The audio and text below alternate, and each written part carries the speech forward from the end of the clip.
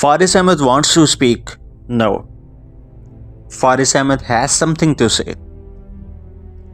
Are we really free?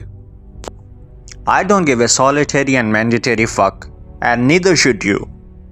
Because free men don't bow, they don't stay silent, and they sure as hell don't let anyone dictate what they can or cannot think. But let's ask the real question. Are we actually free? Or are we just puppets in a grand illusion of freedom? If we are free, then why are our voices chained? Why do we have to think twice before speaking the truth? Why do heavily armed institutions dictate what we can say and what we must stay silent about? If we are free, then why can't we call out corruption, injustice, and tyranny without fear of consequences? Why is a rich man's crime considered a mistake while a poor man's mistake is treated as a crime?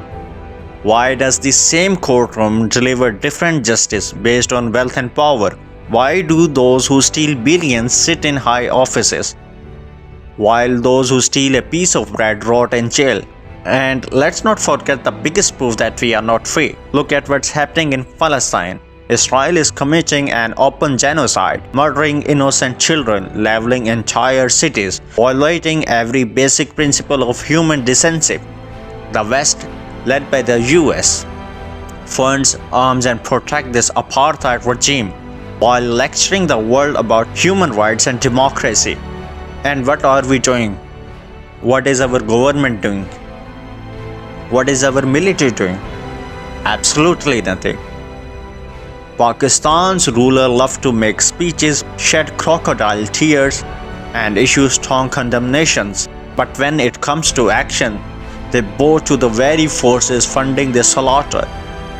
Our army, the same army that claims to be a fortress of Islam, is too busy controlling its own people instead of standing against those who are butchering innocent Muslims.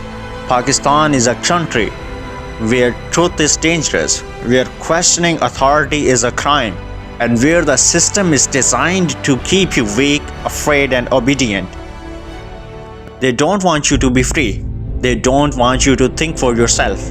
They want you to stay in the line, to accept the lies they feed you, to live in a prison disguised as a nation.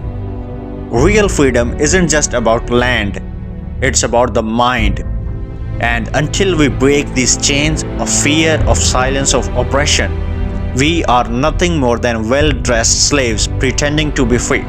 So I will ask again, are we actually free? Or are we just too afraid to admit that we are not?